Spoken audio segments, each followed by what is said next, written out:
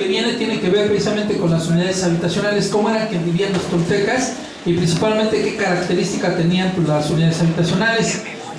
Para esto, bueno, ya sabemos que la ciudad zoológica de Tula es de 16 kilómetros cuadrados. También nosotros cuando estudiamos las unidades habitacionales, pues principalmente lo que tratamos de comprender no es tanto la unidad habitacional como tal, es decir, la parte material, sino qué tipo de información nos puede dar precisamente la unidad habitacional, porque es un lugar donde estuvo residiendo pues una familia o un grupo muy particular, y muchos de los objetos que quedaron atrapados ya sea en los sistemas de relleno o en este caso durante el proceso de la excavación vamos descubriendo como son metates, fragmentos de cerámica o algunas otras cosas, nos permiten hablar precisamente de áreas de actividad, es decir, cómo están utilizando el espacio, ya sea para dormir, áreas por ejemplo para circular o probablemente para lo que llamaríamos nosotros pues, la producción artesanal. Entonces ahí es donde se vuelve pues, interesante los estudios que nosotros realizamos, porque no necesariamente tenemos que descubrir pues, objetos, también podemos hacer análisis químicos, por ejemplo, de los suelos, una vez que, por ejemplo, vamos excavando y ya quitamos, por ejemplo, todos los depósitos, llegamos a lo que son los pisos prehispánicos y ahí podemos hacer análisis químicos. Estos análisis químicos pueden ser, por ejemplo, de pH. El pH lo que nos indicaría serían lugares donde hay concentración de fuego y probablemente son las áreas de preparación de alimento.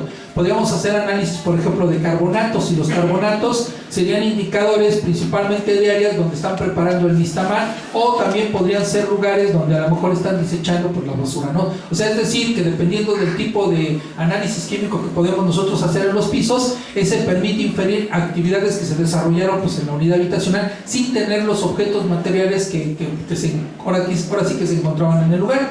Aquí también vemos nosotros un mapa donde se ven varios puntos de color rojo. Cada uno de estos lugares son áreas donde nosotros hemos hecho intervenciones arqueológicas y hemos descubierto pues, unidades habitacionales pues, muy importantes que nos han permitido precisamente establecer una jerarquía de cómo eran precisamente las construcciones prehispánicas. Por ejemplo, por un lado tenemos los basamentos piramidales que rematan con templos, que es todo lo que es el área ceremonial. Estos, por ejemplo, nos quedan claros que son áreas para actividades rituales donde la gente no está residiendo, es decir, ahí no viven. Por ejemplo, lo que llamábamos el Palacio Quemado, ustedes recordarán, les comenté yo de que en un primer momento se le llamó Palacio Quemado porque da la impresión de que es un lugar de la realeza, pero desafortunadamente no hay indicadores que nos puedan decir que efectivamente pues ahí estaba viviendo la realeza, ¿no? Sin embargo, hay otro lugar que está entre la pirámide Beises, y recordarán que es el edificio 4. Y ese edificio, ahí sí se descubrieron hasta las ollas con frijoles, porque hubo una especie como de abandono súbito. Cuando hicieron las excavaciones se descubrió un cuarto, y en el cuarto había una cocineta, y ahí se encontraba la vasija con los frijoles todavía, pues ahora sí en el proceso de que estaban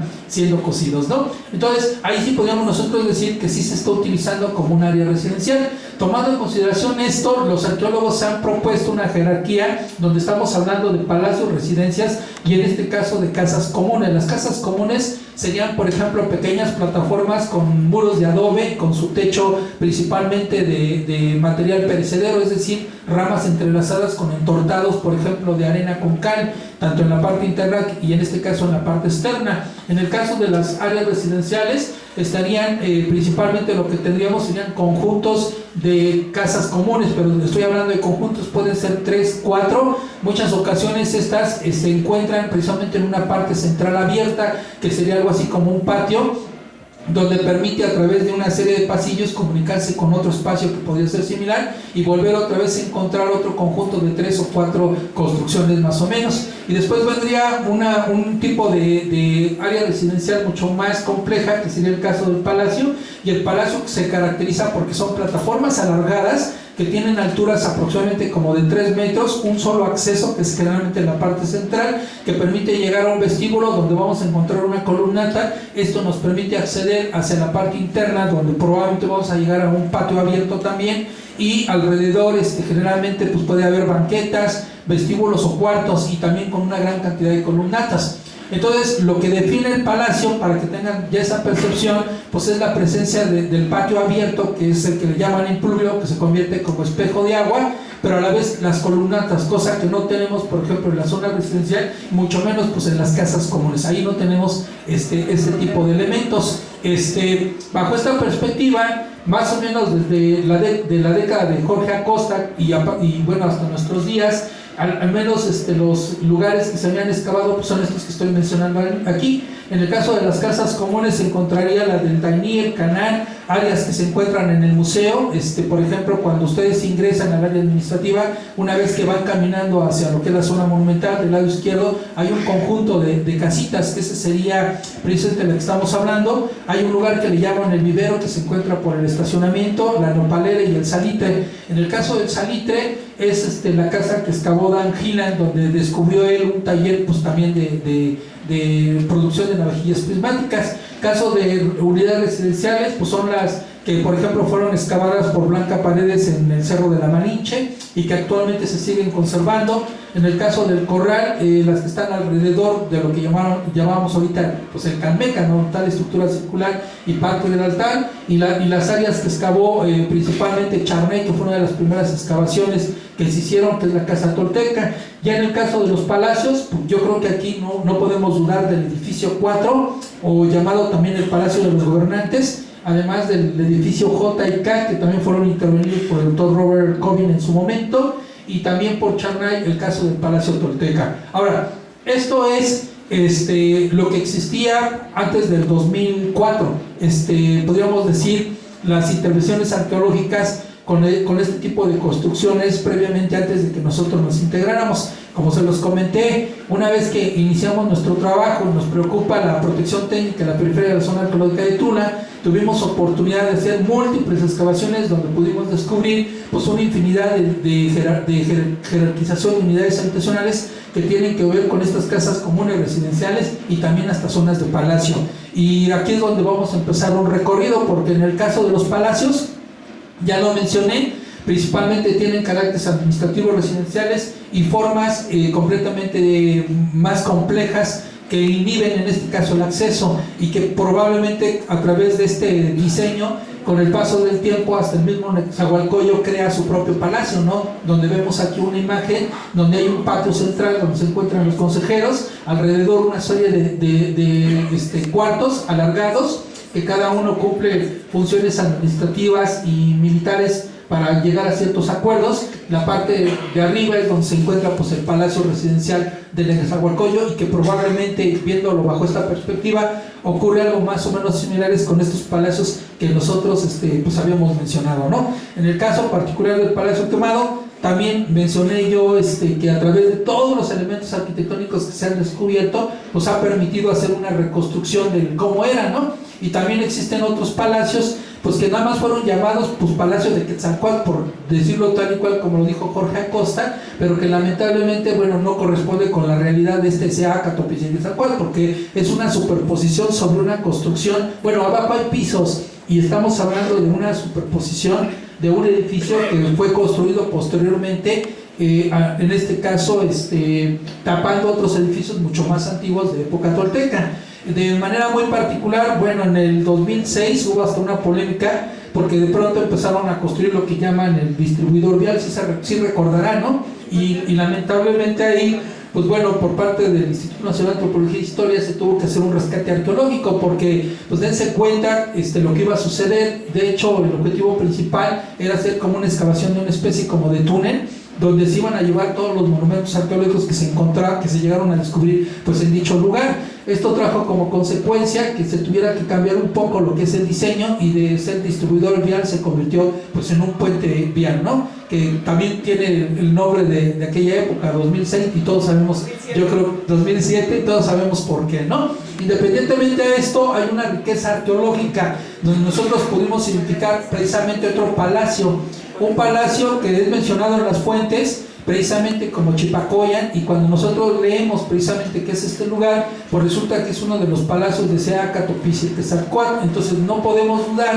que por los acabados que se tienen de las construcciones que fueron descubiertas y en un buen estado de conservación y con una gran cantidad de ofrendas que también se pudieron recuperar, probablemente se trate de uno de estos palacios que se mencionan en las fuentes, ¿no? De hecho, pues cerquita de ahí se encuentra, bueno, el nombre de Chipacoyan aparece en diferentes fuentes y como se los acabo de comentar, bueno, fuentes de mapas y en códices, pero principalmente pues en la información que maneja Fray Bernardino de Sahagún. Aquí, por ejemplo, vemos que cuando se hicieron las excavaciones se pudieron identificar dos momentos constructivos. El primero de ellos, que está caracterizado por estos palacios de plataformas alargadas con muros hechos de adobe y con acabados muy finos de cal apagada. Superpuesto de esto viene una segunda etapa que tiene que ver con la orientación de cuando Tula se encontraba en su apogeo, más o menos 900-1150 después de Cristo. Entonces ahí como que podíamos percibir lo que sería la época anterior a lo tolteca y ahora sí lo que es la época tolteca tal y cual, con la ciudad de Tonantzin, Cocotitlán, de lo que llamaríamos Tula Grande, ¿no? Es decir, sería contemporáneo con todo esto. También hubo una cosa interesante, que para poder construir, en este caso la segunda construcción por encima de lo que estamos observando, tuvieron que hacer simbólicamente una quema de los edificios. Nosotros pudimos percibir que precisamente muchos de los vestíbulos y de los cuartos, las columnatas que habían y parte de las vigas fueron quemadas para que la techumbre se colapsara, y de esta manera muchas ofrendas que fueron colocadas precisamente sobre los pisos se lograron conservar hasta nuestros días. Bueno, se lograron intervenir también en su momento. Por ejemplo, ahí vemos un altar adosado a una banqueta, precisamente en un patio. Sería como que la parte central de donde se encuentra pues este distribuidor bien. Ahí, por ejemplo, en el núcleo de esa estructura se recuperaron restos humanos y habían 22 vasijas, y entre ellas había 5 vasijas Tojilplumbé, que son estas que vienen precisamente pues, de la zona maya, ¿no? Nada más para que se den cuenta de esta riqueza. También ustedes pueden notar, vean los pisos actuales que se encuentran ahí por donde pagamos tenencia del carro y venden colchones y otras cosas por ahí, ¿no? Que les digo, no quiero usar muchos comerciales al respecto, pero creo que ya se ubicaron más o menos por donde andamos. Y vean la superficie con respecto al hallazgo de los elementos arqueológicos. Es increíble porque comienzan a aparecer aproximadamente entre un metro y medio. También son una serie de cuartos, pisos y también altares donde se llegaron a descubrir pues cosas también importantes. Aparecen lápidas completas como las que se encuentran en el Palacio Quemado, que ya vimos. Todavía se recuperaron en algunos de los cuartos metates completos con sus metlapines. Recuerden que son abandonos súbitos que están ocurriendo, al menos en estos momentos. La gente también abandona los cuartos y decide llevarse lo que pueden, y aquello, por ejemplo, que es pesado, pues deciden mejor dejarlo. ¿Quién va a andar cargando un metate para caminar 20 kilómetros, no? Cuando pueden hacer otro metate en otro lugar. También otra cosa interesante aquí, si ustedes lo observan muy bien, se ve en este caso lo que es una serpiente emplumada con múltiples colores. Aquí se ve el ojo, la ceja flamígera, parte de lo que es la nariz de la serpiente, y luego la serpiente tiene una forma en 8. Tenemos una imagen mejor conservada, y bueno, tengo la réplica, pero no se me pasó traérmela, pero bueno, esto es evidencia de que las paredes precisamente estaban ricamente pintadas con motivos como son estas serpientes emplumadas polícromas, y también escenas de personajes como si estuvieran en una especie como de batalla. Tenemos dos pinturas murales que se descubrieron precisamente en este lugar.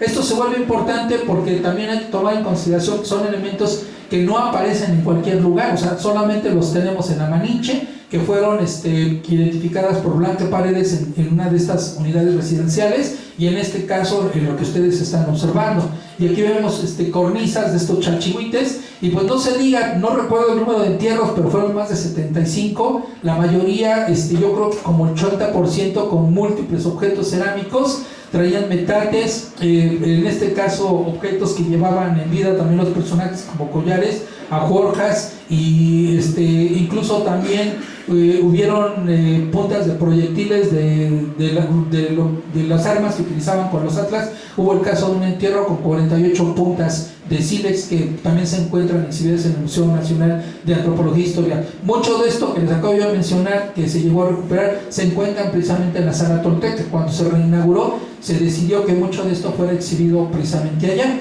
Y bueno, ¿qué pasa con las unidades residenciales? En el caso de las unidades residenciales, también nosotros, como se los acabo de comentar, las tenemos detectadas. Aquí, para poderlas identificar, generalmente tenemos que buscar el templo de barrio, y sin querer ya se van a volver también expertos, porque los templos de barrio sobresalen del paisaje. Es decir, vemos por ejemplo que la superficie es completamente homogénea y de pronto sobresale un chupote, que es un montículo, y ese se convierte en el templo de barrio.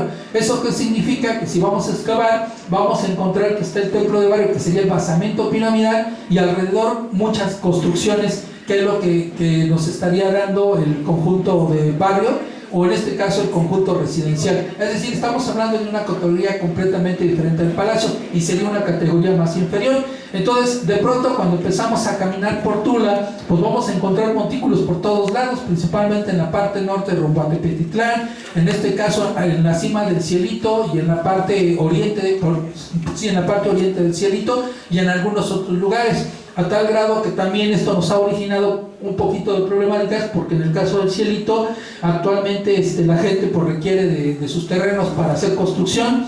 Desafortunadamente, algunos que saben que hay monumentos arqueológicos optan por no excavar, porque saben que pueden destruir, que puede llegar el INE y les puede suspender, y esto puede traer otro tipo de consecuencias. Pero hay algunos que desafortunadamente, por el desconocimiento, compran las fracciones de los lotes, comienzan una construcción donde meten maquinaria, donde no les permite percibir qué es lo que se está extrayendo, y por ende pues viene la destrucción de los basamentos piramidales. Aquí vemos un templo de barrio y ustedes pueden notar la escala humana, ¿no? Entonces, la altura que tiene el edificio, y desafortunadamente el impacto que ha tenido el templo de barrio con todas las construcciones que existen alrededor.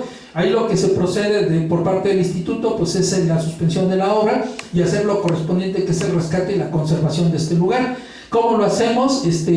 Como debido a que es un monumento arqueológico que está protegido por ley, por ende nosotros no podemos continuar con la destrucción del mismo, y esto implica pues encapsularlo, es decir, hacer como una especie de construcción nueva que permita, en este caso, la conservación de lo que ustedes están observando, pero que a la vez no quede expuesto, porque si lo dejamos expuesto, esto implica pues un gasto en cuanto a lo que tiene que ver con la conservación, que sería lo ideal para que la gente lo pudiera visitar, pero lamentablemente podría tener otro tipo de consecuencias, ¿no? Entonces, lo que se hace es conservar mejor el lugar, y bueno, el procedimiento también tiene pues otro tipo de consecuencias que no voy a tocar al tema, ¿no? Pero bueno, también conforme vamos caminando encontramos plataformas alargadas, y estas también se identifican porque todavía se alcanzan a ver hasta alineaciones de piedra con material muy cariado, ya sea de piedra brasa, o sea, basalto, o podría ser, por ejemplo, piedra metamórfica, o las mismas canteras que se utilizaron precisamente para levantar las plataformas. Con esto sabemos, como les decía, que donde hay un montículo probablemente se trata del templo de barrio, y todo lo demás que es la plataforma pues son unidades habitacionales, donde van a haber recuerden, de 3 a 4 cuartos sobre un patio, y esto implica conjuntos, que ahí sí ya no sabremos cuántos conjuntos podrían haber, ¿no? Lo que sí es que tenemos antecedentes con excavaciones, por ejemplo, de Danquila, donde vemos el templo de barrio, que es este que está aquí, de pronto el área abierta, y como les había comentado en algún momento, pasillos que nos permiten entrar a espacios abiertos con pequeños altares, y ahora sí podríamos ingresar a las habitaciones, son 3 o 4, podemos volver a salir, entramos por otros pasillos y volvemos a llegar a otras áreas abiertas que nos llevan a otro conjunto de cuartos. Entonces, por lo menos podríamos pensar que aquí vivía un promedio de, al menos de lo que estamos observando, entre 120 y 200 personas, todas emparentadas y por ende con las mismas actividades artesanales. De ahí que con el número de templos de barrio tenemos una idea, y bueno, con estas excavaciones, de cuánto pudo haber sido la población de Tula para 1900-1150, y se estima más o menos de 60,000 a 80,000 habitantes. O sea, es una alta densidad de personas que están viviendo aquí, y que en algún momento pues bueno, también van a haber múltiples problemáticas, y así es como solemos encontrarlos. O sea, generalmente los muros de adobe no se conservan, la mayor parte de las ocasiones pues solamente son las cimentaciones, y en los núcleos de entre estas es donde vamos a encontrar pues principalmente algunas reliquias pues, que quedaron atrapadas, o en este caso pues entierros humanos. Ahora, también fuera del área de lo que corresponde a Tula, se han hecho otras excavaciones, por ejemplo las de Tepetitlán, y aquí los arqueólogos, conforme fueron excavando, todos los objetos los fueron clasificando, y al final con esto hicieron el dibujo donde traslaparon prácticamente todo, y eso les permitió saber las áreas de actividad, como lo había comentado también en algún momento, dónde dormían, dónde están trabajando, dónde preparan alimentos, dónde están desechando, en este caso su basura, y cómo están utilizando prácticamente los espacios. Esta viene, bueno, esto es de la parte donde está enfrente del Cerezo. Si se fijan, son pequeñas plataformas y están separadas por estos pasillos, es decir, son unidades habitacionales. No pudimos continuar las excavaciones porque esto nada más es de un lote donde empezaron a construir. Bueno, se tuvo que también hacer la suspensión y teníamos que sondear de qué se trataba, pero si nosotros excaváramos alrededor, pues imaginen la cantidad de casas de época tolteca que todavía están ahí atrapadas. Este es el caso de la avenida Sur, a un costado de la Borrera, es donde está un edificio de cristal. Precisamente en lo que es el estacionamiento se hizo también una excavación y se encontró también un patio con varios elementos arquitectónicos. Incluso también en este lugar se rescataron entierros humanos y lápidas grabadas que fueron reutilizadas.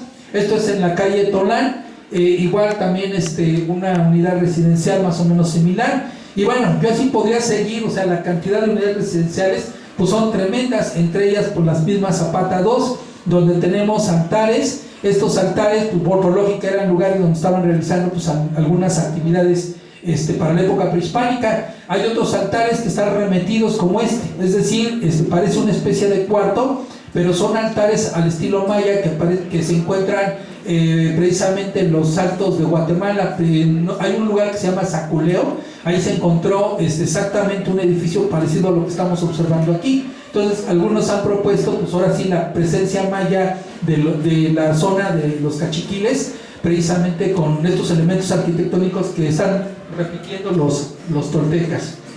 También hay altares que están adosados a los muros constructivos, pero bueno, el caso de la Zapata 2. Ahora, les digo, tenemos tanta información que la verdad también los tiempos no se nos acotan.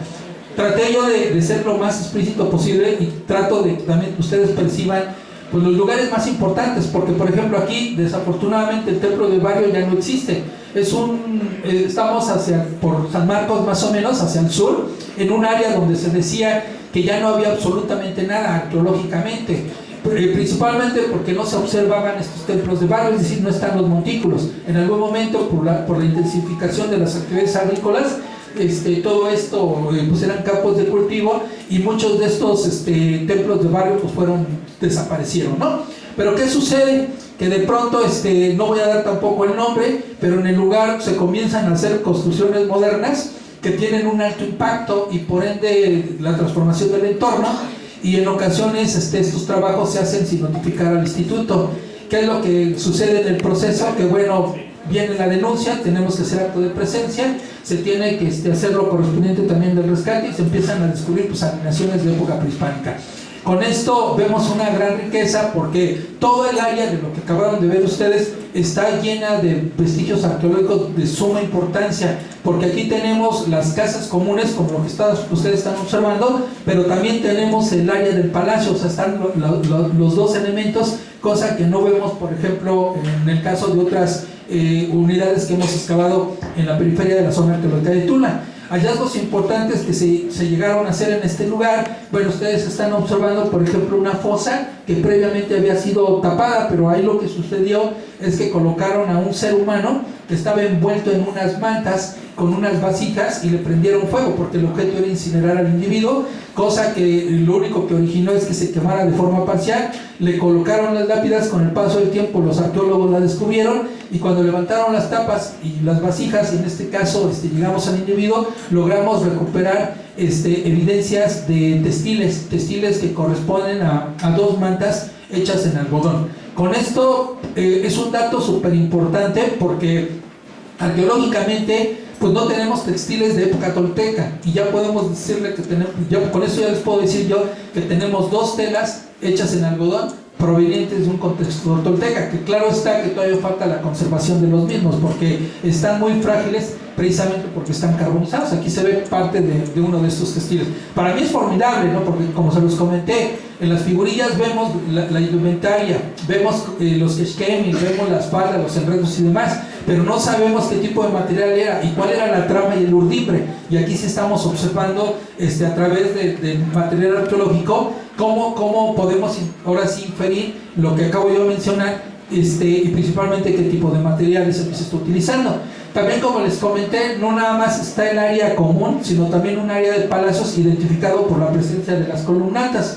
En estas columnatas, no crean ustedes que eran para sostener grandes techumbres, sino que son lugares de pebeteros donde están colocando precisamente estos abra café burdo, que son estos braseros gigantescos. Lo interesante es que hicimos los sondeos de estas columnatas y nos pudimos percatar que hay un número de 3. O sea, eso es una constante. Tenemos un patio y en las esquinas hay 3 que están perforadas y se convierte en una constante, porque eso también lo pudimos percibir en el Palacio Quemado. Se convierte en un indicador de lugares donde en época prehispánica están enterrando personas que han sido incineradas, es decir, cremadas. No es cualquier persona, puede ser un sacerdote o puede ser un tecutli. Caso de este lugar, conforme fuimos excavando, para nosotros fue lamentable porque todos los objetos se encontraban sobre la superficie de los pisos, es decir, en 1850, porque encontramos una moneda, parece ser que llegan personas y están saqueando el área. Entonces todas las fosas las saquearon, encontramos fragmentos del cráneo que están mutilados, cráneos que están con técnicas de sellado, es decir, fueron trabajados. Es una cosa impresionante. Encontramos restos de paleofauna, en este caso costillas de mamut, que utilizaron los toltecas. Tampoco es una información que tampoco se tenía en otros contextos arqueológicos. Y también como 35 vasijas de Ojil Plumbey, es decir, lo que estamos excavando